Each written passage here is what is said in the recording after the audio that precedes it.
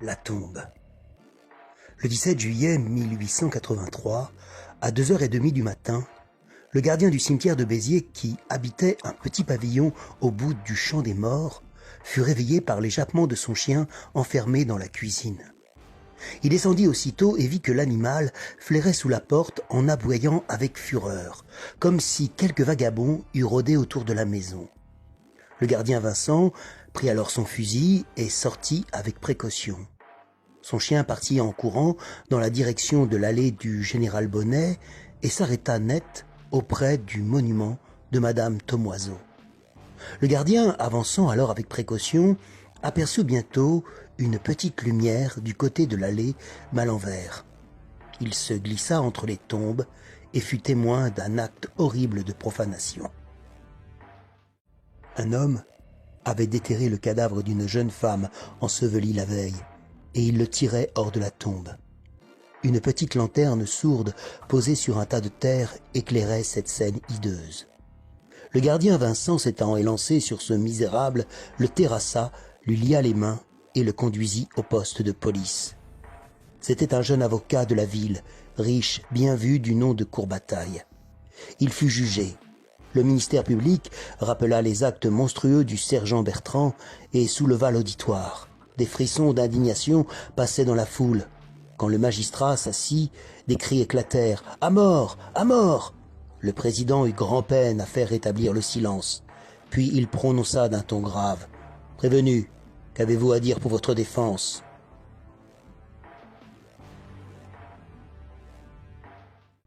Courbataille, qui n'avait point voulu d'avocat, se leva. C'était un beau garçon, grand, brun, avec un visage ouvert, des traits énergiques, un œil hardi. Des sifflets jaillirent du public. Il ne se troubla pas et se mit à parler d'une voix un peu voilée, un peu basse d'abord, mais qui s'affermit peu à peu. « Monsieur le Président, messieurs les jurés, j'ai très peu de choses à dire. La femme dont j'ai violé la tombe avait été ma maîtresse. Je l'aimais. Je l'aimais non point d'un amour sensuel, non point d'une simple tendresse d'âme et de cœur, mais d'un amour absolu, complet, d'une passion éperdue. Écoutez-moi. Quand je l'ai rencontrée pour la première fois, j'ai ressenti en la voyant une étrange sensation.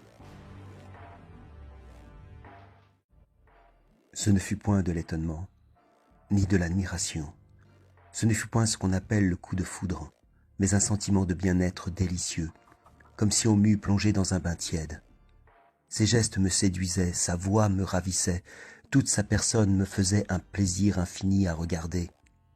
Il me semblait aussi que je la connaissais depuis longtemps, que je l'avais vue déjà. Elle portait en elle quelque chose de moi, en son esprit quelque chose de mon esprit. Elle m'apparaissait comme une réponse à un appel jeté par mon âme, à cet appel vague et continu que nous poussons vers l'espérance durant tout le cours de notre vie. Quand je la connus un peu plus, la seule pensée de la revoir m'agitait d'un trouble exquis et profond. Le contact de sa main dans ma main était pour moi un tel délice que je n'en avais point imaginé de semblable auparavant. Son sourire me versait dans les yeux une allégresse folle, me donnait envie de courir, de danser, de me rouler par terre. Elle devint donc ma maîtresse.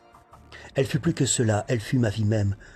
Je n'attendais plus rien sur la terre, je ne désirais rien, plus rien, je n'enviais plus rien.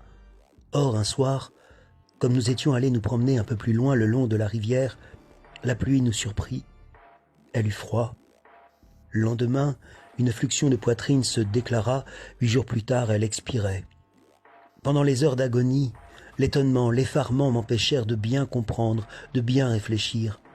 Quand elle fut morte, le désespoir brutal m'étourdit tellement que je n'avais plus de pensée. Je pleurais.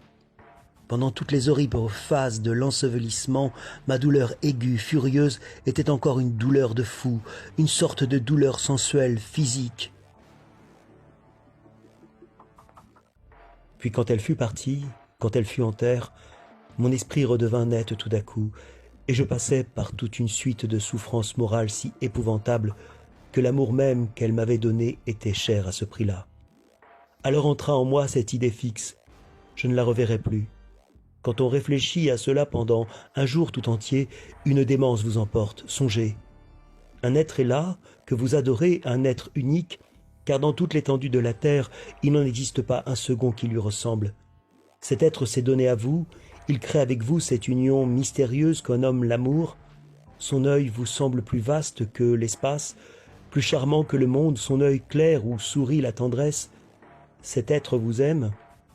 Quand il vous parle, sa voix vous verse un flot de bonheur.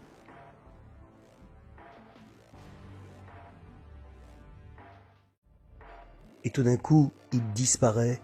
Songez, il disparaît non pas seulement pour vous, mais pour toujours. Il est mort. Comprenez-vous ce mot? Jamais, jamais, jamais, nulle part cet être n'existera plus. Jamais cet œil ne regardera plus rien. Jamais cette voix, jamais une voix pareille, parmi toutes les voix humaines, ne prononcera de la même façon un des mots que prononçait la sienne. Jamais aucun visage ne renaîtra semblable au sien. Jamais, jamais. On garde les moules des statues, on conserve des empreintes qui refont des objets avec les mêmes contours et les mêmes couleurs. Mais ce corps et ce visage, jamais ils ne reparaîtront sur terre. Et pourtant, il en naîtra des milliers de créatures, des millions, des milliards, et bien plus encore. Et parmi toutes les femmes futures, jamais celle-là ne se retrouvera. Est-ce possible? On devient fou en y songeant. Elle a existé 20 ans, pas plus, et elle a disparu pour toujours, pour toujours, pour toujours. Elle pensait, elle souriait, elle m'aimait, plus rien. Les mouches qui meurent à l'automne sont autant que nous dans la création, plus rien. Et je pensais que son corps frais, chaud, si doux, si blanc, si beau, s'en allait en pourriture dans le fond d'une boîte sous la terre.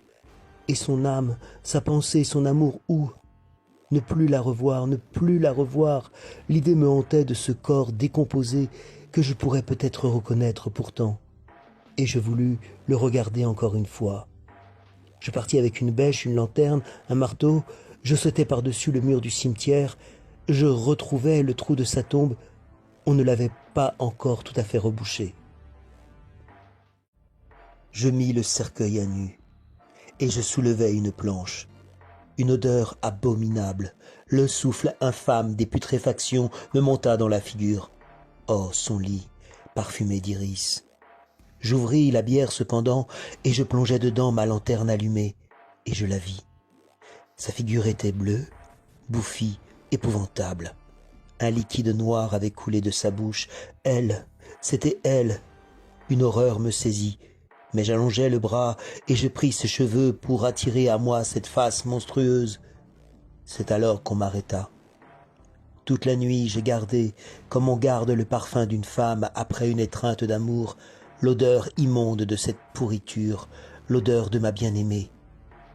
Faites de moi ce que vous voudrez. Un étrange silence paraissait peser sur la salle. On semblait attendre quelque chose encore. Les jurés se retirèrent pour délibérer.